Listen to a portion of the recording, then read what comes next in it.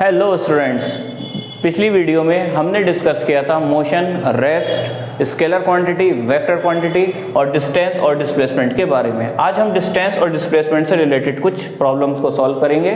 Video को अंत तक देखिएगा और डिस्टेंस और डिस्प्लेसमेंट की सारी प्रॉब्लम आपको सॉल्व करनी आ जाएगी। तो सबसे पहला क्वेश्चन हमारे सामने है कि हमें डिस्टेंस और डिस्प्लेसमेंट को फाइंड करना है। हमें डिस्टेंस और डिस्प्लेसमेंट को फाइंड करना है पॉइंट ए से सी तक, ए और सी के बीच में। तो देखिए हमारे पास एक पॉइंट ए है और एक पॉइंट सी है, हमें इसके बीच में टोटल डिस्टेंस पता करनी है। मैंने आपको पिछली वीडियो में बताया था, जो लोग आप में से पिछली वीडियो को नहीं देखा वो जा करके सबसे पहले पिछली वीडियो को देखें और पता करें कि डिस्टेंस और डिस्प्लेसमेंट एक्चुअल में किसे कहते हैं। तो चलिए ए से सी के बीच में टोटल एक्चुअल पाथ जो आपने ट्रेवल किया, एक्चुअल आप कितना चले उसी को कहा जाता है डिस्टेंस। तो डिस्टेंस को पता करने के लिए सर क्या करें, ए से अगर आप बी तक जाएंगे तो आपको चलना पड़ेगा 4 मीटर और बी से सी पर जाना है तो और ऐड करना पड़ेगा 3 मीटर और टोटल आंसर आ जाएगा 7 मीटर। तो इस तरीके से बड़ी सिंपल तरीके से हमने ए से सी के बीच में टोटल डिस्टेंस को फाइंड कर लिया है। अब डिस्प्लेसमेंट कैसे फाइंड करी जाएगी? डिस्प्लेसमेंट पिछली वीडियो में हमने डिस्कस किया था कि डिस्प्लेसमेंट जो होती है वो दो पॉइंट के बीच की शॉर्टेस्ट डिस्टेंस को बोलते हैं। तो ए से सी के बीच का जो सबसे शॉर्टकट रास्ता होगा वो कौन सा होगा, ये तो सोचने वाली बात है। तो मेरे ख्याल से अगर हम ए से बी और बी से सी जा रहे हैं तो ये तो शॉर्टकट रास्ता नहीं है, लेकिन अगर हम ए से सी इस रास्ते को फॉलो कर करके जाएं तो ये रास्ता शॉर्टेस्ट डिस्टेंस होगी। कहाँ से कहाँ तक? ए से सी पॉइंट की, ये शॉर्टकट रास्ता है। पर अब इस रास्ते की लेंथ कितनी होगी, इसको हम कैसे फाइंड करें? अगर ये लेंथ मुझे पता चल जाती है तो यही होगी मेरे इस क्वेश्चन की डिस्प्लेसमेंट। तो आप देखेंगे कि यहाँ पर एक ट्राइंगल फॉर्म हो चुका है और क्लास 8 में आप मैथ्स के अंदर पढ़ करके आए होंगे पाइथागोरस थ्योरम। पाइथागोरस थ्योरम में क्या होता है, ट्राइंगल की अगर दो साइड आपके पास हैं तो तीसरी साइड आप फाइंड कर सकते हैं। तो पाइथागोरस थ्योरम के अकॉर्डिंग हम इस लेंथ को फाइंड कर सकते हैं जो कि होगी ए सी का स्क्वायर। देखिए ये लेंथ मेरे लिए क्या है, ए सी। तो ए सी का स्क्वायर किसके इक्वल होगा, ए बी का स्क्वायर और प्लस बी सी का स्क्वायर। ये होती है एक simple Pythagoras theorem. A B की वैल्यू हम रख देंगे 4, तो यानी कि 4 का स्क्वायर, और ऐसे ही बी सी जिसकी वैल्यू है 3, तो 3 का स्क्वायर। 4 का स्क्वायर हो जाएगा 16, 3 का स्क्वायर हो जाएगा 9, दोनों मिलकर के हो जाएंगे 25 और ए सी का स्क्वायर की वैल्यू आ गई 25। स्क्वायर रूट लेंगे दोनों साइड तो इधर से स्क्वायर हट करके उधर आ जाएगा आंसर 5। इसका मतलब हमारी जो ये ए सी की लेंथ है वो है 5 मीटर है, तो यहाँ पर भी मीटर आ जाएगा। और यही हमारे इस पाथ की क्या है, शॉर्टेस्ट डिस्टेंस है। और यही शॉर्टेस्ट डिस्टेंस है तो यही होगी मेरे लिए इस क्वेश्चन की डिस्प्लेसमेंट। तो मेरे ख्याल से आपको बात समझ में आई होगी। तो जो पाथ आप फॉलो करते हैं, जिस रास्ते पर आप चलते हैं वो होती है डिस्टेंस, और दो पॉइंट के बीच में जो शॉर्टेस्ट डिस्टेंस होती है उसे बोलते हैं डिस्प्लेसमेंट। चलिए अगले सवाल को और समझते हैं। तो चलिए अब हमारे सामने है क्वेश्चन नंबर 2, डिस्टेंस और डिस्प्लेसमेंट से रिलेटेड। इसको क्लियर करते हैं कि कैसे फाइंड करें इसमें डिस्टेंस और डिस्प्लेसमेंट। क्वेश्चन कहता है कि डिस्टेंस और डिस्प्लेसमेंट बतानी है दिए गए फिगर में फ्रॉम पॉइंट ए टू ई।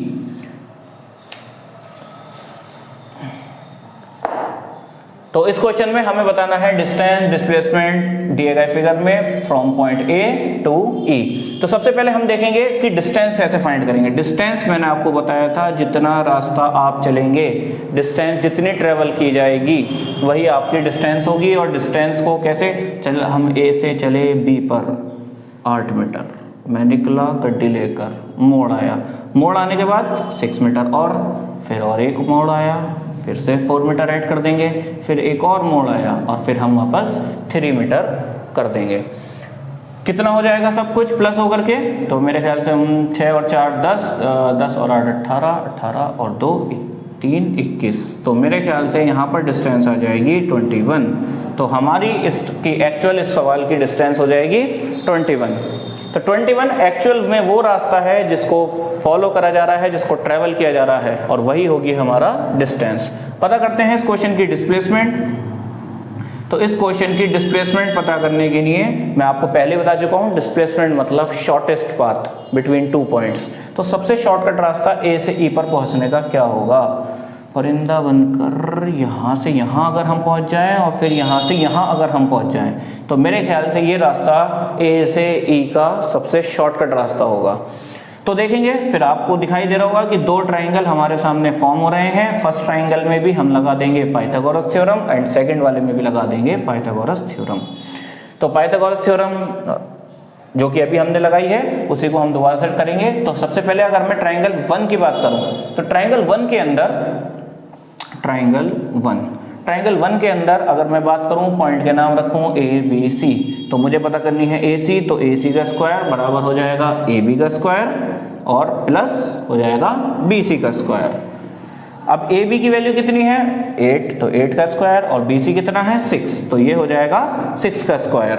अब आप देखेंगे 8 का स्क्वायर होता है 64 और 6 का स्क्वायर होता है 36, दोनों ऐड होकर के हो जाएंगे 100। तो ए सी का स्क्वायर जो आ जाएगा वो आपके पास आ जाएगा 100 और अगर हम इसका रूट लेंगे तो आ जाएगा 10। तो यहाँ पर ए सी जो है वो हमारे पास 10 है। तो हमारा जो ट्राइंगल नंबर 1 है उसमें ये डिस्टेंस निकल करके आ रही है, ये साइड आ रही है 10 मीटर। अब आगे देखेंगे तो हमें इस ट्राइंगल सेकंड वाले ट्राइंगल में भी पता करनी पड़ेगी और सेकंड ट्राइंगल के अंदर अगर हम देखें तो सी डी ई और हमें पता क्या करना है सी ई। तो सी ई का स्क्वायर बराबर हो जाएगा सी डी के स्क्वायर और प्लस डी ई के स्क्वायर के बराबर। तो यहाँ पर अगर हम देखेंगे सी डी की वैल्यू हो जाएगी 4 का स्क्वायर और डी हो जाएगा 3 का स्क्वायर। 4 का स्क्वायर हो जाएगा 16 और 3 का स्क्वायर हो जाएगा 9, दोनों को ऐड कर आंसर आ जाएगा 25। अगर हम यहाँ ले लें स्क्वायर रूट तो 25 का हो जाएगा 5। तो दूसरे ट्राइंगल के अंदर ये डिस्टेंस हमारी निकल करके आई है 5 मीटर। हमें पता करनी है डिस्प्लेसमेंट ए से ई तक। यही डिस्टेंस हम 10 और 5 को ऐड कर दें तो यही हो जाएगी हमारी टोटल डिस्प्लेसमेंट। तो मेरे ख्याल से ये क्वेश्चन आपको समझ में आ गया होगा। चलिए चलते हैं अगले क्वेश्चन पर। क्वेश्चन नंबर 3 में हमें बताया जा रहा है डिस्टेंस और डिस्प्लेसमेंट को पता करना है ए से बी के बीच में। दिए गए डायग्राम में आप देखेंगे कि पाथ जो है वो इस बार थोड़ा कर्व दे रखा है और इसमें कैसे फाइंड करेंगे आखिर हम डिस्टेंस और डिस्प्लेसमेंट, जरा देखते हैं। पाथ ये है हमारा, इस रास्ते पे हमें चलना है, पर ये कैसे फाइंड हो सकता है भाई? क्या पाइथागोरस लगेगी? नहीं भाई, ट्राइंगल होता तो पाइथागोरस लगती। फिलहाल ना यहाँ ट्राइंगल है ना यहाँ कोई आएंगे पाइथागोरस अंकल। तो फिर क्या करना चाहिए? तो सबसे पहले अगर आप देखेंगे तो ये जो है अगर मैं इसको कंप्लीट कर लूँ तो एक कंप्लीट सर्कल जो है वो हमारे सामने फॉर्म हो जाएगा। एक कंप्लीट सर्कल हमारे सामने फॉर्म हो जाएगा। और सर्किल की अगर आप एक बात जानते हो कि सर्किल के अंदर ओहो सर्कल डायग्राम गलत, अब तो करेंगे हंगामा। भाई ऐसे नहीं करते मेरे मामा, बात समझ लो, गलती सबसे होती है। तो देखिए हमारा जो एक्चुअल में क्वेश्चन था वो इतना था कि हम ए से चले और पहुंच गए कौन से पॉइंट पर? बी पॉइंट पर। ठीक है, ए से चलकर कहाँ पहुंच गए? बी पॉइंट पर। और आपको पता है कि अगर मैं इसको कंटिन्यू करूं तो एक सर्कुलर ट्रैक बन रहा है और सर्किल का जो बीच का पॉइंट होता है हम उसे बोलते हैं सेंटर।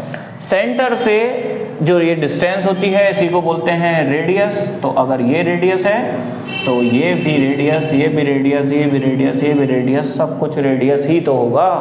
तो ये सब रेडियस है। वो गिवन कितना है? 7 मीटर। और आप सर्किल में जानते होंगे, आई होप 7th और 8th क्लास में आप लोगों ने ये कॉन्सेप्ट क्लियर कर लिए होंगे।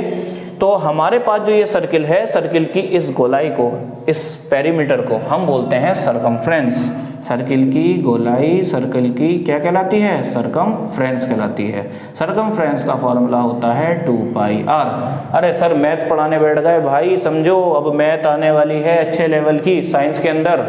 अब आप 9th और आगे चलकर 10th में जब आप जाएंगे तो एक अच्छी लेवल की मैथ जो है वो आप साइंस के अंदर एंटर करने वाली है।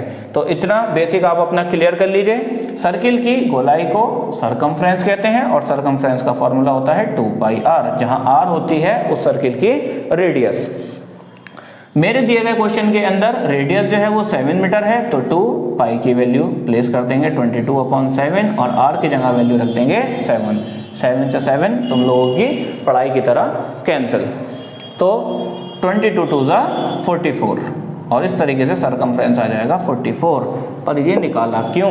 सरकमफ्रेंस की यहाँ क्या ज़रूरत थी? क्यों हमने सरकमफ्रेंस को निकाला? सरकमफ्रेंस मतलब इस सर्किल की टोटल गोलाई, इस सर्किल की पेरीमीटर, ये जो पूरी आउटर ये जो है ना हमने सरकमफ्रेंस किस लिए निकाला? सरकमफ्रेंस इस सर्किल की टोटल गोलाई।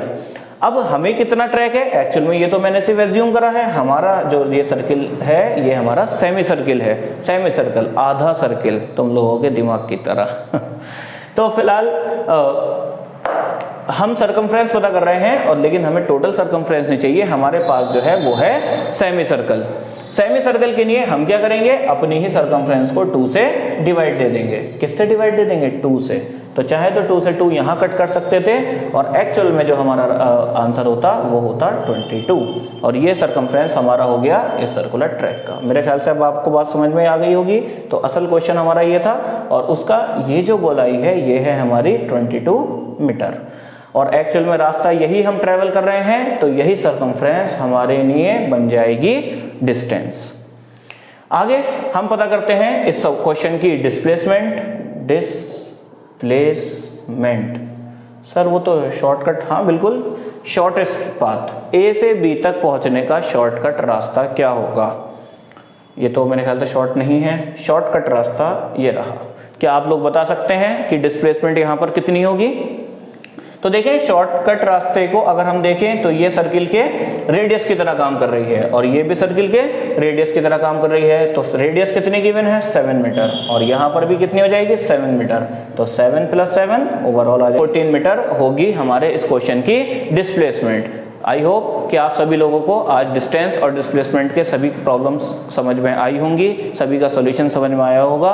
कैसे हम डिस्टेंस और डिस्प्लेसमेंट को फाइंड करते हैं इस बात को आप लोगों ने क्लियर कर लिया होगा। अब एक क्वेश्चन जो आप लोग होमवर्क से कर सकते हैं, ये रहा बोर्ड पर, ये रहा आपका क्वेश्चन नंबर 4 जो कि रहा आपका होमवर्क और इसमें भी आपको फाइंड करनी है डिस्टेंस और displacement from point A to B. सभी लोग इसका क्वेश्चन का आंसर दें मुझे कमेंट बॉक्स में और बताएं कि इसका आंसर सही क्या रहेगा। तो आज की वीडियो में सिर्फ इतना ही। अगली वीडियो में हम जानेंगे स्पीड, वेलोसिटी जैसी टर्म्स को और सीखेंगे उनके फॉर्मूले, साथ में देखेंगे उससे रिलेटेड न्यूमेरिकल। वीडियो अगर पसंद आई हो तो लाइक, सब्सक्राइब कर दें और बेल आइकन को भी प्रेस कर दें ताकि नई वीडियो आते के साथ ही आप लोगों को अपडेट मिल जाए। आज की वीडियो को हम यहीं समाप्त करते हैं, मिलते हैं अगली वीडियो में।